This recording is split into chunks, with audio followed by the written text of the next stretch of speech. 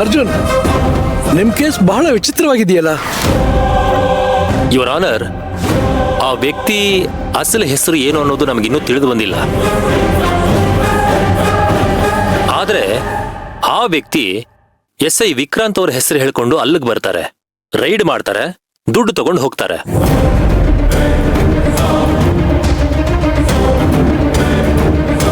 ನಾವು ಅಲ್ಲಿಗೆ ಹೋಗ್ತಿರೋ ವಿಚಾರನ ಮುಂಚಿತವಾಗಿ ತಿಳ್ಕೊಂಡು ಈ ಅಭಯ್ ಅನ್ನೋ ವ್ಯಕ್ತಿ ಅಲ್ಲಿರೋ ರೂಮ್ಸ್ಗಳನ್ನೆಲ್ಲ ಬುಕ್ ಮಾಡ್ತಾನೆ. ನಮ್ಗೆ ಒಂದೇ ಒಂದು ರೂಮ್ ಸಿಗೋ ಹಾಗೆ ಮಾಡ್ತಾನೆ.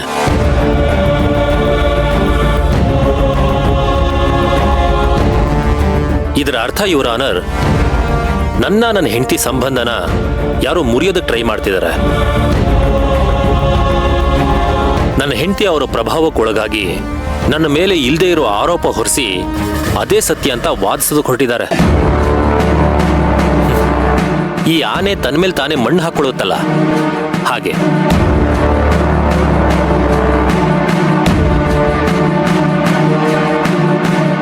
ನನಗೆ ಈ ಕ್ಷಣಕ್ಕೂ ನನ್ನ ಹೆಂಡತಿನ ಬಿಡಕ್ಕೆ ನನಗಿಷ್ಟ ಇಲ್ಲ ಯುವರ್ ಆನರ್.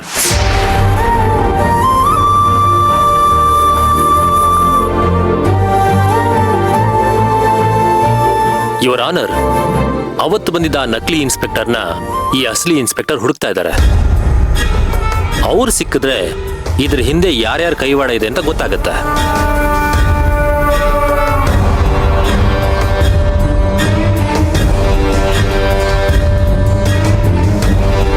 ನನಗೆ ಇನ್ನೊಂದಷ್ಟು ಕಾಲಾವಕಾಶ ಕೊಟ್ರೆ ಆದಷ್ಟು ಬೇಗ ನಾವು ಹುಡುಕ್ಸಿ ನಿಮ್ಮ ಮುಂದೆ ಕರ್ಕೊಂಡು ಬಂದು ನಿಲ್ಲಿಸ್ತೀವಿ your honour. Court is adjourned to 3 PM.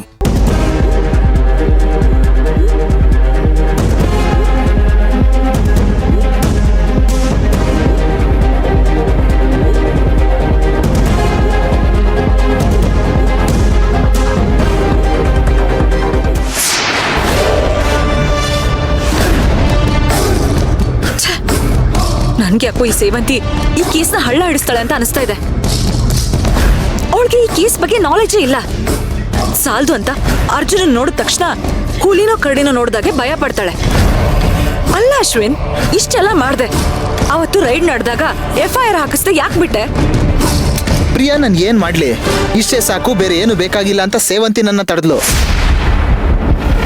ಇಲ್ಲ ಅಂದಿದ್ರೆ ನಾನು ಯಾಕೆ ಫೇಕ್ ಪೊಲೀಸ್ನ ಕರೆಸ್ತಿದ್ದೆ?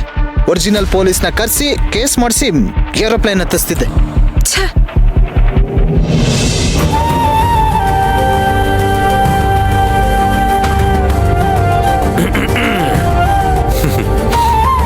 ಗೆಲ್ಲೋದ್ ನಾನೇ ಅಂತ ನಿನ್ಗೆ ಈಗಾಗಲೇ ಭರವಸೆ ಬಂದಿರ್ಬೇಕಲ್ಲ.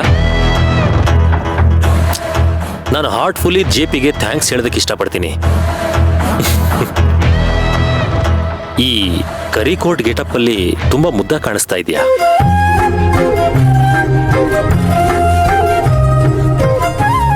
ನಿನ್ನ ಮನಸ್ಸಲ್ಲಿರೋ ಕತ್ಲನ್ನ ಕಿತ್ತು ಬಿಸಾಕಿದ್ರೆ ಇನ್ನೂ ಮುದ್ದ ಕಾಣಿಸ್ತೀಯಾ?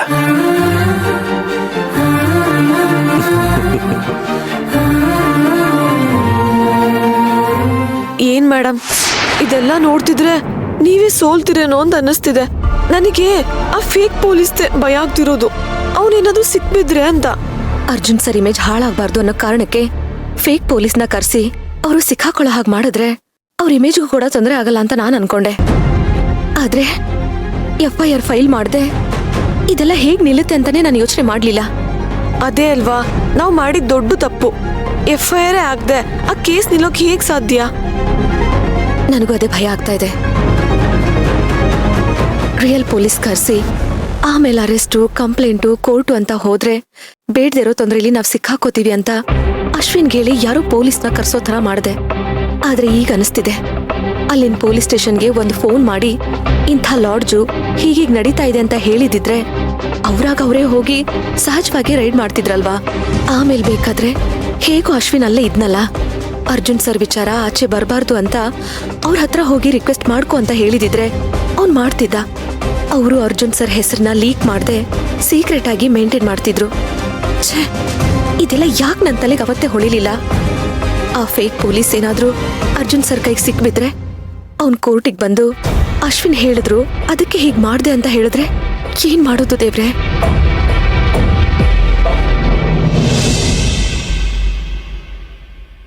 ಯುವರ್ ಆನರ್, ಇವ್ರು ಹೀಗೆ ಪ್ರತಿಯೊಂದಕ್ಕೂ ಕಾಲಾವಕಾಶ ಕೇಳ್ತಾ ಕೂತ್ಕೊಂಡ್ರೆ ನನ್ ಕೇಸ್ ಇತ್ಯರ್ಥ ಆಗೋದಾದ್ರೂ ಯಾವಾಗ?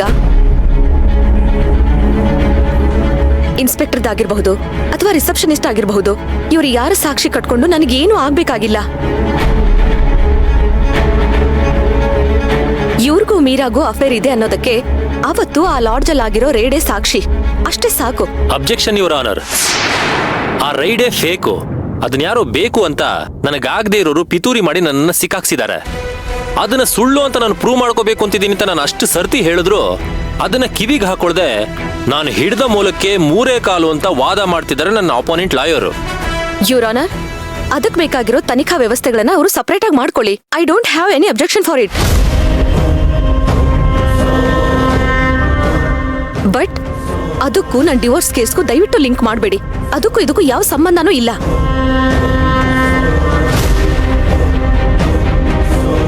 ಅವತ್ತು ಅಲ್ಲಿ ಬಂದ ಪೊಲೀಸ್ ಒರಿಜಿನಲ್ ಆದ್ರೇನು ಫೇಕ್ ಆದ್ರೇನು, ಇವರು ಆ ರೂಮಲ್ಲಿ ಇವ್ರ ಅಸಿಸ್ಟೆಂಟ್ ಜೊತೆ ಸಿಕ್ಬಿದ್ರು ಅನ್ನೋದು ಮಾತ್ರ ಫೇಕ್ ಅಲ್ವಲ್ಲ? ಅಲ್ಲಿ ಸಿಕ್ಕಿದ ವಿಡಿಯೋ ಫೇಕ್ ಅಲ್ವಲ್ಲ ಯುವರ್ ಆನರ್?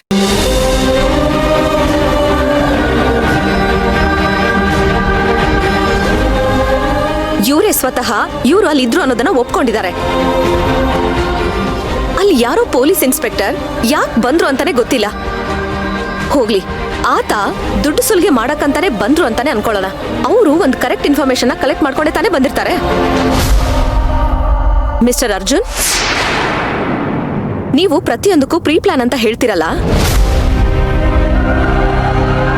ಏನೋ ಭಾರಿ ಸಭ್ಯಸ್ಥರ ಥರ ನಾನು ಕಾರಲ್ಲೇ ಮಲ್ಗೋದಕ್ಕೆ ರೆಡಿ ಇದ್ದೆ ಅಂತ ಹೇಳ್ತಿದ್ರಲ್ಲ,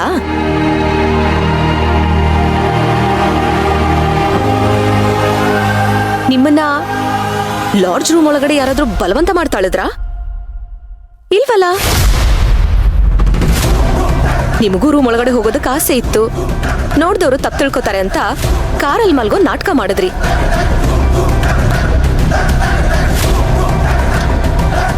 ಆಮೇಲೆ ನಡೆದಿದ್ದೆಲ್ಲ ನಿಮ್ ಭಾಷೆಯಲ್ಲಿ ಹೇಳ್ಬೇಕು ಅಂತಂದ್ರೆ ಪ್ರೀ ಪ್ಲಾನ್.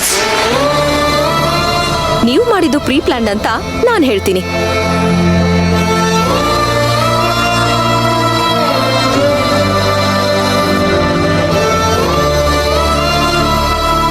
ನೀವು ಒಂದಷ್ಟು ಜನ ಹುಡುಗರಿಗೆ ಹೇಳಿ ಅಲ್ಲಿ ಗಲಾಟೆ ಎಬ್ಸಿರ್ತೀರಾ, ಆಮೇಲೆ ಅವಳನ್ನ ಸೇವ್ ಮಾಡೋ ನೆಪದಲ್ಲಿ ಅವಳ ರೂಮ್ ಸೇರಿರ್ತೀರಾ. ರೇಡ್ ಆಗಿದೆ, ಸಿಕ್ಬಿದ್ದೀರಾ.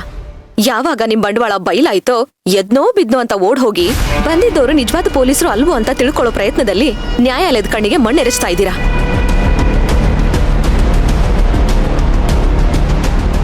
And that's enough. ನನಗ್ ಸಾಕಾಗಿದೆ ಯುವರ್ ಆನರ್. ದಯವಿಟ್ಟು ನನಗೆ ಇವರಿಂದ ಮುಕ್ತಿ ಕೊಡಿಸಿ. ನೋಡಿ, ಹಾಗೆಲ್ಲ ನಿಂತ ಕಾಲಲ್ಲಿ ಡಿವೋರ್ಸ್ ಕೊಡೋಕ್ಕಾಗೋದಿಲ್ಲ. ಇದೆಲ್ಲ ಮಕ್ಕಳಾಟ ಅಲ್ಲ.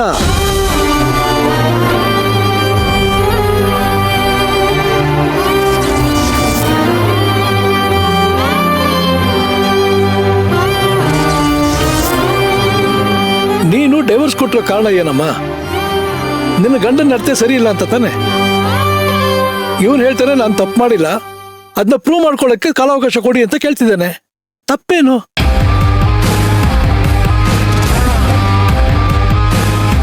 ಅದು ಅಲ್ಲದೆ ಯಾರೋ ಒಬ್ಬ ಪೊಲೀಸ್ ವೇಷದಲ್ಲಿ ಬಂದು ಕಾನೂನನ್ನ ಕೈಗೆ ತಗೊಂಡ್ರೆ ಸುಮ್ಮನೆ ಬಿಡಕ್ಕಾಗೋದಿಲ್ವಲ್ಲ? ಅವನ ಉದ್ದೇಶ ಸುಲಿಗೆ ಆಗಿತ್ತು ಅಥವಾ ಅರ್ಜುನ್ ಟಾರ್ಗೆಟ್ ಆಗಿದ್ನೋ ಅದನ್ನ ತಿಳ್ಕೋಬೇಕಲ್ವಾ? ಆಮೇಲೇನೆ ನಾವು ಸತ್ಯಾಸತ್ಯತೆ ತಿಳ್ಕೊಂಡು ನಿನಗೆ ನ್ಯಾಯ ಕೊಡ್ಸಕ್ಕಾಗತ್ತೆ. ನೋಡಿ, ಮುಂದಿನ ಹಿಯರಿಂಗ್ ಒಳಗಡೆ ಅವನು ಎಲ್ಲೇ ಇದ್ರು ಅವನು ಅರೆಸ್ಟ್ ಮಾಡಿ ಕರ್ಕೊಂಡ್ ಬರ್ಬೇಕಾಗಿರೋದು ನಿಮ್ ಜವಾಬ್ದಾರಿ. Yes your honour.